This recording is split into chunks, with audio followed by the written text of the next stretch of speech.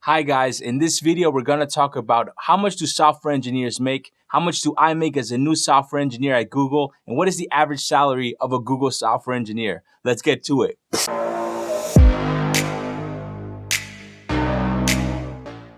Welcome back to our channel. I'm Aaron, and today we're going to talk about how much do software engineers really make. Software engineering is a very in-demand skill, so that's why the salaries are so high and the amount of jobs is so large. It depends on many different factors, like what city are you in, what industry are you in, what are you mid-level, entry-level, senior level. So the salaries range for so many different factors. So this makes it very complicated to just say, what does a software engineer make? We hope that through this video you get some more clarity on what to expect as a software engineer, entry level, mid level, and as a Google software engineer. To answer that question, we decided to compile this data.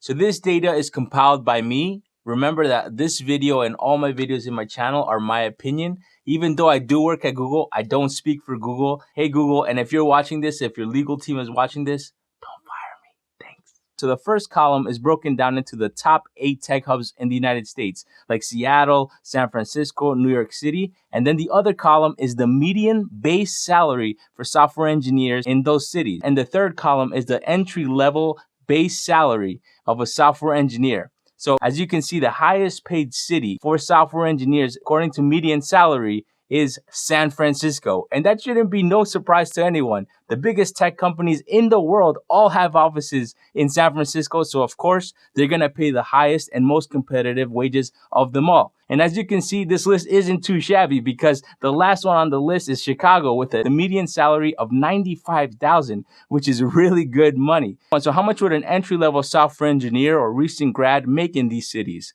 And that's why the third column is here, to give you that insight, because you might be thinking, I'm thinking of moving just to get a bigger salary. So if you're thinking of that, here it is. So as number one, San Francisco is still leading the way because think about it, they got the best tech companies in the world, like fighting for talent. Of course, they're going to pay the most at $91K. Could you imagine making $91K base salary right out of college? Is pretty sweet deal. And so at least this is one more reason to consider a career in software engineering. Coming in the last place is $66,000 in Denver, Colorado, which $66,000 in Denver, Colorado is probably $100,000 in San Francisco because of the cost of living is so low. We'll talk about all those details in another video. If you want to take more time to look at the data, just hit pause and then roll back the video. You might be curious and thinking, how much do you make, Aaron? And I make.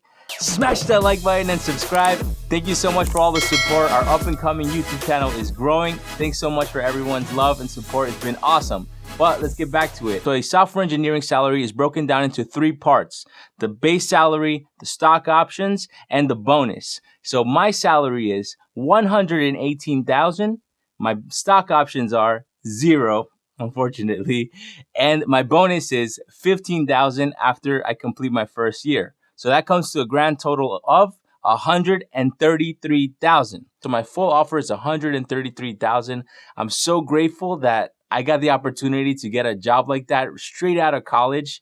It's life-changing money for me and my family, and it's an amazing opportunity. Like, I already got my first paycheck. I will do a breakdown in another video, but look, getting that like sweet paycheck in your bank account is so amazing. Like, it's not just about the money, it's the validation that now I'm a professional, right? Like, now I'm getting paid to do this. And it's the most money I've ever earned in my whole life. Imagine, it's per hour. It comes out to $64 an hour, which is like crazy. I'm making like $1 a minute. You know, that's crazy. That's an amazing amount of money. And I think I'm so happy that that happened. So if you compare my salary to the table before, you will see that my $118,000 base salary is in the range for that area. So some of you might be thinking, wow, that's a lot of money, Aaron. And some of you might be thinking, what? I thought you worked at Google. You should be making a lot more than that. The thing is that at Google, they work with another range. They don't have just the average range. They're in the top of the line companies. So they have their own system and their own like averages.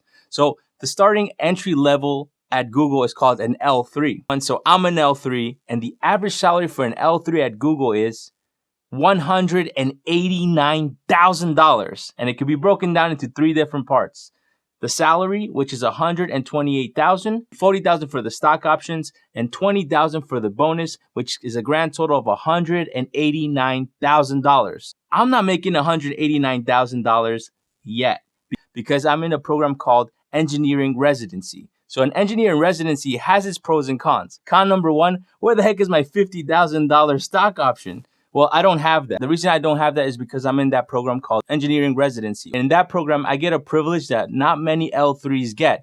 I get to go into 2 different rotations, or maybe even 3 different rotations in a span of 1 year. So basically that means I get to explore lots more parts of the company and then choose what team I want to go into, which is something that an L3 does not have. They usually just get hired and then they get into the first team that they get and they get their salary. For me, I get to choose what team I want to be part of, which is an amazing trade-off. So at the end of my conversion process, I might be looking at the same salary of $189,000 or maybe a little bit more. We will just have to see how the market is doing at that certain time. So the averages at Google are pretty amazingly high because, like, think about it. Coming out of college, I'm already making 133, and some of my colleagues are making 189,000 first job out of college.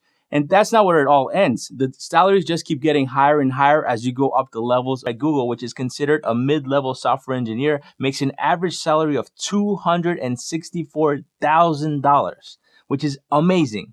And then the senior level software engineer makes $350,000 on average, which is an amazing amount of money. You can see the breakdown right here. As you can see, the stock options get even more and more generous as time goes on, as you can increase up the ladder. So usually what happens in the career of a software engineer at Google is that they start at L3, move to L4 when they're mid-level, then they become senior level L5, and they usually plateau at L5. Some of them become staff, which is L6, and so on, which is like the ladder is crazy. The salaries are crazy because this is a top tech company in the world, right? Like not just Google, but the top tech companies in the area also offer competitive salaries like that. So that is the salary breakdown of a software engineer. And the reason why this is important for you to know is because now you know what to strive for. Maybe that's something to consider on your next career move, or maybe you're thinking of moving to a new town for a better opportunity. Whatever it is, it's good to know more knowledge, more data. So after comparing all these levels in Google, my salary, the salaries of all these different towns, the entry-level salaries and all that, you might be thinking about like, how does yours compare to that? But the point is of this video, and the point is that I want to make sure and clear, is that that's what it looks like in face value. Like, let's say the Austin, Texas entry-level salary, or maybe the Austin, Texas median salary. You can't really compare that to the San Francisco salary because the cost of living is totally different. The atmosphere is totally different. Maybe you had to move like I did. I have to move across the whole country from New York City to California to like start a new life. And that has its own cost, like cost that you can't measure just with the salary. You have to it's an emotional cost too. So this is just a lot more deeper than just one factor. So do not choose software engineering just based on the salary, even though the demand is super high and the salaries are super high. That is a factor you should take in consideration. So don't just choose this career based on the salary alone, because what are you going to do? Enjoy your check every Friday and hate your life Monday through Friday? You can't do that. I wouldn't do that. I wouldn't recommend it. This point of this channel is to help you reach your goals in software engineering if that's what you choose to do. And I hope many people get introduced to software engineering through our videos and all that, but don't just do it for the money. Do it for more than that.